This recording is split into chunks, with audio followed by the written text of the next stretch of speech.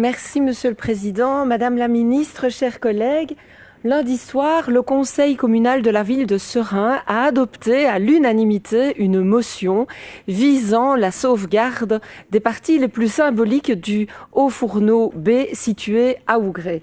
Alors, cette motion fait suite à un permis octroyé par la région wallonne à ArcelorMittal en vue de démanteler les bâtiments industriels sur ce site. Elle demande d'intégrer à la liste de sauvegarde certains éléments emblématiques tels que la tour du Haut-Fourneau, les coppers, le plancher de coulée et le flambeau. Il s'agit aussi de solliciter le gouvernement wallon afin qu'il puisse étudier des pistes de solutions pour conserver ces différents éléments au regard des reconversions déjà effectuées tant en Wallonie qu'à l'étranger. Alors, parmi les pistes à étudier, les différents groupes politiques du Conseil communal de Seraing ont évoqué la possibilité de créer un musée dédié au mouvement ouvrier et témoignant ainsi des 2 siècles de passé sidérurgique dans le bassin liégeois. Aussi, ce musée trouverait sa place dans un vaste parc d'activités économiques au cœur de Seraing. Alors, nous savons que la réflexion est en cours et vous l'avez vous-même évoqué ce lundi en commission en citant notamment le travail de la SOGEPA et de la WAP. Et évidemment, toutes ici, nous sommes convaincus de l'importance de la reconversion des sites sidérurgiques et des friches sidérurgiques et industrielles, mais la dimension patrimoniale, et j'ai envie d'ajouter la dimension humaine et historique, ne doivent pas être oubliés dans la démarche.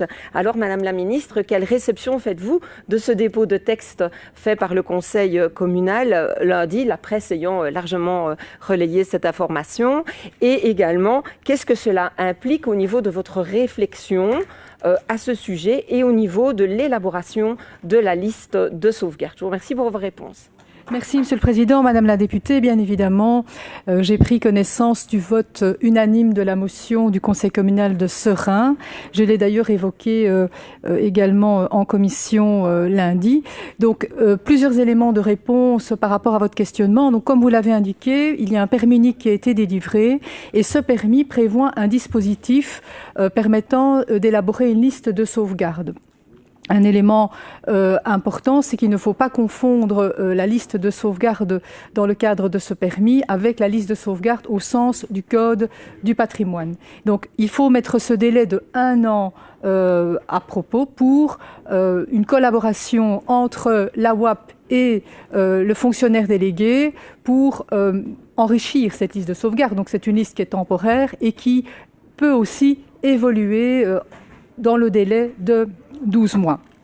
Donc, vous me demandez quelle sera l'attitude de la WAP. Eh bien, nous nous inscrivons vraiment dans une démarche de réflexion pour identifier les éléments à préserver. Donc, la WAP pourra prendre des mesures de protection classique, soit de classement ou d'inscription sur une liste d'inventaire, ou alors des mesures plus souples qui sont peut-être plus appropriées dans le cadre de ces dispositifs. Et donc, je voudrais vraiment réinsister, puisque vous avez beaucoup insisté sur la réponse que j'ai faite en commission lundi sur ma vision, puisque votre collègue Véronica Cremasco m'interrogeait sur cette vision transversale par rapport à tous les sites sidérurgiques de Wallonie. Et pour moi, il y a 2 éléments qui sont fondamentaux. C'est que la dimension patrimoniale doit être envisagée le plus en amont possible de la reconversion des sites, ce qui est le cas ici, pour éviter que l'on vienne vraiment trop proche des moments liés à la démolition.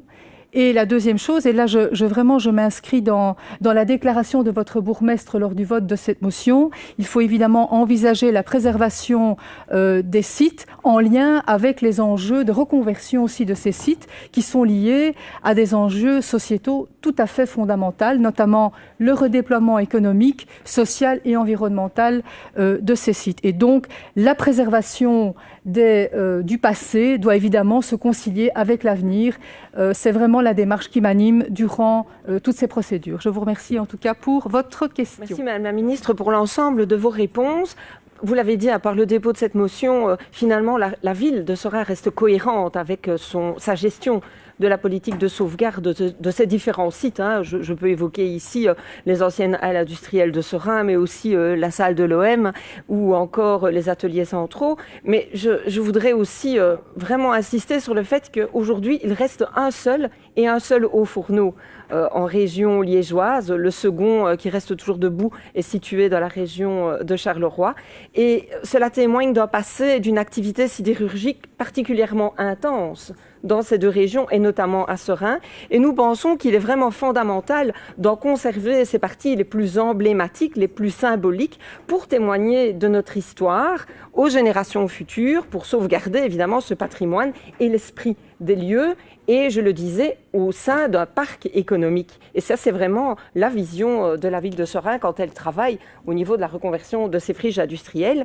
Alors dans le bassin liégeois, on le sait, on n'est pas que des irréductibles gaulois, on a tous été marqués au fer rouge par la sidérurgie.